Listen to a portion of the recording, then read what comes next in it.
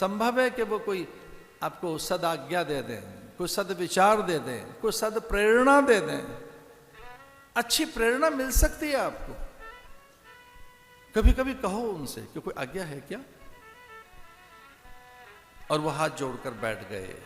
विनय का भाव, विनय से ही महापुरुषों को आकर्षित किया जा सकता है। देवताओं को विनय प्रेमवश भई भवानी, और विनय बिना विद्या के नहीं आती। और भगवान राम विद्या वारधि हैं, विद्या संपन्न है। कौन सी विद्या ऐसी नहीं है जो उनके पास नहीं, वो स्वयं ब्रह्म हैं, उनसे ही विद्याएं सारी।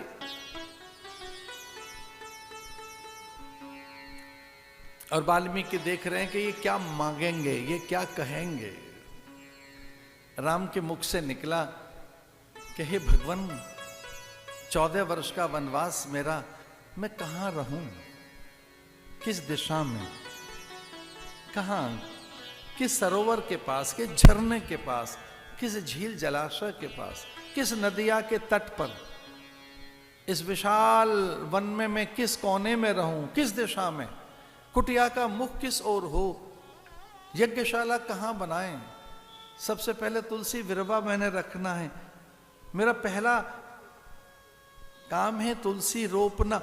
तो जो पहला वृक्ष लगाऊं तुलसी का, तो कहां, कुटिया कहां बनाऊं, किस नदी के किनारे कुटिया बने, उसका मुख किस ओर हो। उस कुटिया में आकाश दिखे, प्रकाश आए, पवन आए, कुटिया के आंगन में संत महात्माओं का आगमन हो। मैं यज्ञ वेदिका बनानी है भगवान, कहां बनाऊं, कहां रहूं, किस दिशा में। आप सर्वज्ञ हैं, त्रिकालातीत हैं, तीनों कालों से परे त्रिकालज्ञ भी हैं। कालातीत है, कलातीत कल्याण कल्पांतकारी, सदा सज्जन आनंद दाता पुरारी। आप तो तीनों कालों को जानते हैं। अब जानते हैं भविष्य क्या है, तो देखो तो सही, मेरी कुटिया कहां बने, मैं कुटिया कहां बनाऊं। कुटीर, भवन नहीं।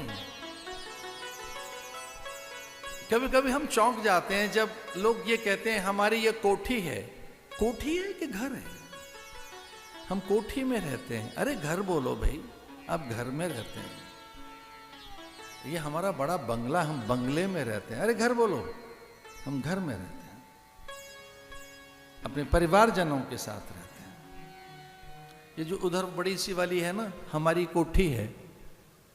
अच्छा, पर घर कहाँ है आपका? वो तो कोठी है, घर किधर है? वही घर है। अरे घर बोलिए, विनय लाइए, विनीत स्वर लाइए, घर लाइए। घर में रहते हैं आप, परिजनों के साथ रहते हैं, परिवार के साथ रहते हैं। राम कहते हैं कुटिया कहां बना है। भाषा बदलना, सच में आनंद आ जाएगा। भाषा को भी संस्कारित कीजिए, भाषा में विनय लाइए, प्रसाद भाव लाइए भाषा में। भाषा अगर प्रासादिक बन गई तो जीवन ही प्रसाद में बन जाएगा। जो आश्रम व्यवस्था है वो कितनी जल्दी खोती जा रही है। आश्रमी व्यवस्थाएं, चतुर्थ आश्रम व्यवस्था, भारतीय आश्रमों में ही रहते हैं। हाँ, ऋषि मुनि साधु संत महंत और प्राय विरति जोगी और हम जैसे सन्यासी तो आश्रम में ही रहते, पर गृहस्थ भी आश्रम में रहता है। उसके लिए कहा है गृहस्थ आश्रम। गृहस्थ व्यवस्था का नाम आश्रमीय व्यवस्था है। हमारे यहां के जीवन को 4 आश्रमों में बांटा है। पहला आश्रम ही गृहस्थ आश्रम है, और उसके लिए शास्त्र कहते हैं धन्यो गृहस्थ आश्रम। आपको सुनकर बड़ा अच्छा लगेगा।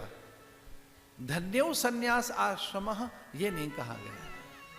अरे धन्य है ये सन्यासी कि ये अपने आश्रमों में रहते हैं, ये नहीं कहा गया। क्या कहा गया? धन्यो गृहस्थ आश्रम। अरे धन्य है ये गृहस्थ आश्रमी। ये गृहस्थ कितने धन्य हैं और इनका आश्रम कितना धन्य है। इनके यहाँ की विधि व्यवस्थाएं, इनका वित्त, वित्त माने इनका अर्थ किस प्रकार से बढ़ता है।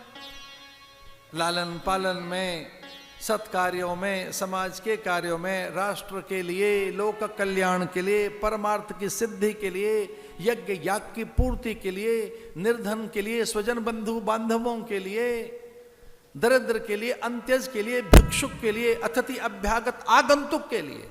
सारा पैसा आपके लिए है क्या? ना, इतनों के लिए, आपके द्रव्य, आपके साधन, आपका समय, आपकी ऊर्जा, आप स्वयं इतनों के लिए हैं। अतिथि अभ्यागत आगंतुक के लिए, अंत्यज के लिए, दीन दरिद्र के लिए, समाज के लिए, परिजन पुरजन बंधु बांधवों के लिए, ऋषि मुनियों के लिए, यज्ञ याग के लिए, परमार्थ के कार्य के लिए।